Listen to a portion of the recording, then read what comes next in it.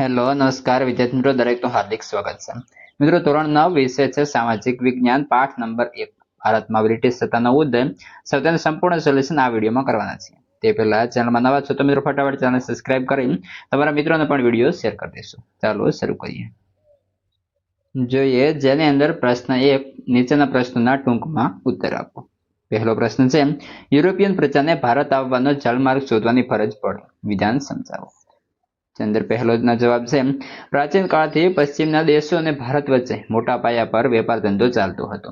એ સમયે વિદેશી બજારોમાં ભારતના મરી મસાલા, તેજાના મલમલ, રેશમી કાપડ, ગળી તેમજ અન્ય કિંમતી ચીજ વસ્તુઓની ખૂબ જ માંગ રહી.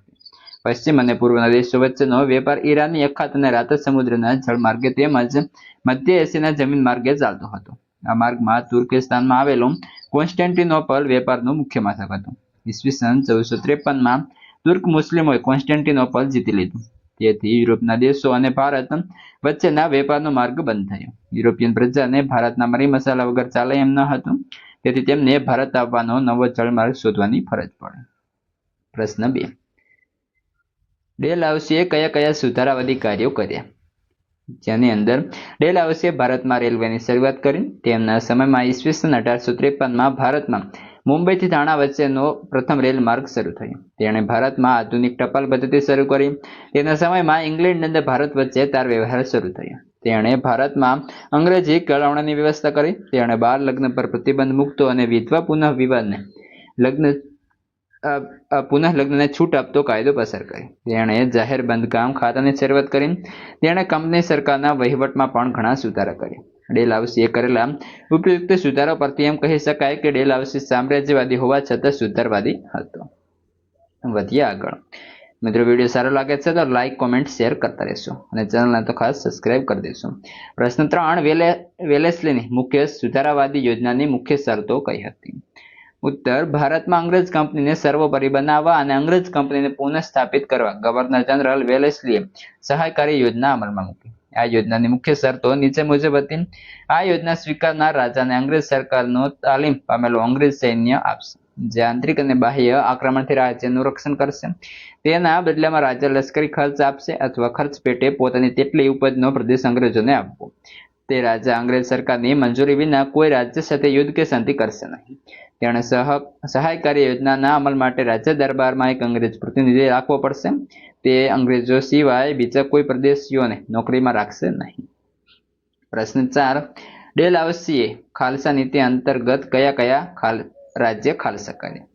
ઉત્તર, ગવર્નર જનરલ ડેલહાઉસીએ ખાલસા નીતિ અંતર્ગત નીચે જણાવેલા રાજ્યો ખાલસા કર્યા. જેમ કે તેણે શીખોને હરાવી પંજાબ ખાલસા કર્યું. તેણે મ્યાનમારના રાજાને હરાવી રંગૂન સહિતનો પેંગુ પ્રાંત ખાલસા કર્યો. તેણે સતારા, જેતપુર, સંભલ, ઉદયપુર, ઝાંસી, બગાત, નાગપુર વગેરેનો રાજાઓનો અપુત્ર અવસાન થતાં તેમનો દત્તક પુત્ર લેવાનો હક નામંજૂર કરી તેમના રાજ્યો ખાલસા કર્યા. રાજ્યમાં ગેરવહીવટ ચાલે છે એવા બહાના હેઠળ તેણે અવધના નવાબને પદભ્રષ્ટ કરી તેનું રાજ્ય ખાલસા કર્યું. નિઝામ સરકારી દેવું ભરવામાં નિષ્ફળ ગયો. તેથી ડેલહાઉસીએ તેના રાજ્યનો સમુદ્ર વરાળ પ્રાંત સેવા પેટે ખાલસા કર્યો. નામ માત્રની સત્તાનો અંત લાવી ડેલહાઉસીએ કર્ણાટક અને તાંજોર રાજ્યોને ખાલસા કર્યા. આમ ડેલહાઉસીએ જીત, જપ્તી અને ખાલસા દ્વારા ભારતના અનેક રાજ્યોને કંપની સરકારના પ્રદેશોમાં જોડી દઈ અંગ્રેજ સામ્રાજ્યનો ખૂબ વિસ્તાર કર્યો. જોઈએ પ્રશ્ન 2, નીચેના પ્રશ્નોના જવાબ મુદ્દાસર લખો. પહેલો છે, પ્લાસીના યુદ્ધની ટૂંકમાં માહિતી આપો. ઉત્તર, પ્લાસીનું યુદ્ધ ઈસવીસન 1757માં બંગાળના નવાબ સિરાજુદ્દૌલા અને અંગ્રેજો વચ્ચે થયું હતું. ઈસ્ટ ઇન્ડિયા કંપનીએ પોતાના રક્ષણના બહાના હેઠળ પોતાના વેપારી મથક ફોર્ટ વિલિયમની કિલ્લેબંધી કરવા માંડી. સિરાજુદ્દૌલા અંગ્રેજોની ખટપટોથી વાકેફ હતો. આથી તેણે કિલ્લેબંધી તોડી પાડી. આ સમાચાર મળતા ચેન્નઈના ગવર્નરે બંગાળના અંગ્રેજોને મદદ કરવા રોબર્ટ ક્લાઇવની અંતર્ગત નાનકડો લશ્કર લઈને મોકલ્યો. અંગ્રેજો સીધી લડાઈમાં નવાબ સિરાજુદ્દૌલાને હરાવી શકે તેમ ન હતા. તેથી તેમણે સિરાજુદ્દૌલાને હરાવવા કાવતરું ઘડ્યું. રોબર્ટ ક્લાઇવે નવાબના સેનાપતિ મિર્જાફરને બંગાળનો નવાબ બનાવવાની લાલચ આપી તેમજ નવાબના બીજા વિરોધીઓને પણ લાલચો આપી પોતાના પક્ષમાં લીધા. અમીચંદે 30 લાખ રૂપિયા આપવાનું કબૂલે અંગ્રેજોને મદદ કરી. ત્યારબાદ પછી રોબર્ટ ક્લાઇવે બંગાળનો નવાબ અંગ્રેજોને કન્નડગત કરે છે તેવું બહાનું કાઢી તેની સામે 1757માં યુદ્ધ જાહેર કર્યું. પ્લાસીના મેદાનમાં સિરાજુદ્દૌલા અને અંગ્રેજો વચ્ચે યુદ્ધ થતા તેમાં અંગ્રેજોની જીત થઈ. મિર્ઝાફરને બંગાળનો નવાબ બનાવવામાં આવ્યો. તેના બદલામાં મિર્ઝાફરે અંગ્રેજોને બંગાળની 24 પરગણાની જાગીર આપી. આમ ભારતમાં અંગ્રેજ સત્તાનો પ્રારંભ થયો. જોઈએ પ્રશ્ન 2. કંપની શાસનની ભારત પર થયેલી આર્થિક અસરો જણાવો. કંપની શાસનની અંદર ભારત દેશ છેલ્લા 2000 વર્ષથી દુનિયાના આર્થિક ક્ષેત્રે ગૌરવભર્યું સ્થાન ધરાવતો દેશ છે. બ્રિટિશ કંપનીના 100 વર્ષના શાસનકાળમાં તે બ્રિટિશ સામ્રાજ્ય માટે કાચો માલ ઉત્પન્ન કરનાર અને તૈયાર થયેલા પાકા માલ માટે બજાર બની ગયો હતો. ઈસવીસન 1708 થી 1756 દરમિયાન બંગાળ પ્રાંત સુતરાઉ કાપડ, કાચું રેશમ, ખાંડ, શણ, મલમલ વગેરે ચીજ વસ્તુઓની યુરોપના દેશોમાં નિકાસ કરતો હતો. પરંતુ ક્લાઇવે અમલમાં મૂકેલી દ્વિમુખી શાસન પદ્ધતિને કારણે બંગાળ પ્રાંત આર્થિક રીતે કંગાળ બની ગયું હતું. પ્રાચીન સમયમાં ભારતના ગામડા સ્વાવલંબી અને સમૃદ્ધ હતા. અંગ્રેજોના શાસનથી તે ગરીબ અને પરાધીન બન્યા. ખેતી પડી વાગતા તેની માઠી અસર દેશના વેપાર વાણિજ્ય પર થઈ. અંગ્રેજ સરકારની આકરી અને અન્યાયી મહેસૂલ નીતિને કારણે ભારતના ખેડૂતો પાયમાલ અને દેવાદાર બન્યા. અંગ્રેજ સરકાર ઇંગ્લેન્ડના કાપડ ઉદ્યોગને વિકસાવવા ભારતના કાપડ ઉદ્યોગ પર અન્યાયી જકાત નાખી. ભારતનો હુન્નર ઉદ્યોગ પડી ભાગે એ માટે અંગ્રેજ સરકારે અયોગ્ય રીત રસ્મો અપનાવી. પરિણામે ભારતના ઉદ્યોગ ધંધા પડી ભાગ્યા. તેથી કારીગરો ગરીબ અને બેકાર બન્યા.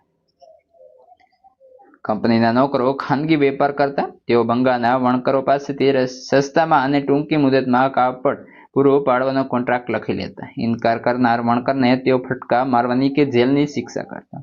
કંપનીની જોહુકમીને કારણે બંગાળનો ધીકતો સુતરાઉ અને રેશમી કાપડનો ઉદ્યોગ નાશ પામ્યો. આમ કંપની શાસનની ભારતની ખેતી, ગૃહ ઉદ્યોગ અને વેપાર ધંધા પર વિનાશક અસર થઈ. જોઈએ પ્રશ્ન 3. કંપની શાસનની ભારત પર થયેલી સામાજિક અસરો. અંગ્રેજ વહીવટ દરમિયાન વર્તમાનપત્રો વિકાસથી પ્રજામાં વાણી અને વિચાર સ્વાતંત્ર્યની ભાવનાઓનો વિકાસ થયો. વર્તમાનપત્રોના માધ્યમથી વિચારોનું આદાન પ્રદાન શક્ય બન્યું. 18મી થી 19મી સદી દરમિયાન ભારતમાં સતી પ્રથા, જન્માવેદ, દીકરીને દૂધપીતી કરવી, બાળ લગ્ન, દહેજ પ્રથા, વિધવા પુનઃ પર પ્રતિબંધ વગેરે કુરિવાજો પ્રવર્તા હતા. અંગ્રેજોના સંપર્કથી રાજા રામમોહન રાય, ગયરામજી મલબારી, દુર્ગારામ મહેતા વગેરે સમાજ સુધારકોએ કુરિવાજો નાબૂદ કરતા કાયદા બનાવડાવ્યા. ભારતમાં શિક્ષણ ક્ષેત્રે અંગ્રેજીકરણ થતાં દેશમાં અંગ્રેજી ભાષા જાણનાર લોકોની જરૂરિયાત ઊભી થઈ. અંગ્રેજ ધારાશાસ્ત્રી મેકોલાના પ્રયત્નોથી ઈસવીસન 1834માં ભારતમાં અંગ્રેજી શિક્ષણ પદ્ધતિ શરૂ થઈ. ચાર્લ્સ વુડની ભલામણથી મુંબઈ, ચેન્નઈ અને કોલકાતામાં યુનિવર્સિટીઓની સ્થાપના થઈ. ભારતમાં અંગ્રેજી શિક્ષણ થતાં અને એક નવો અંગ્રેજી શિક્ષિત વર્ગ ઊભો થયો. નવા શિક્ષિત યુવાનોમાંથી રાજા રામમોહન રાય, દુર્ગારામ મહેતા, નર્મદ મહિપતરામ, રૂપરામ, કરસનદાસ મૂળજી, બહેરામજી મલબારી વગેરે સમાજ સુધારકો થયા. એ સમાજ સુધારકોના સક્રિય પ્રયત્નોને પરિણામે ભારતમાં સુધારની પ્રક્રિયાને ખૂબ વેગ મળ્યો.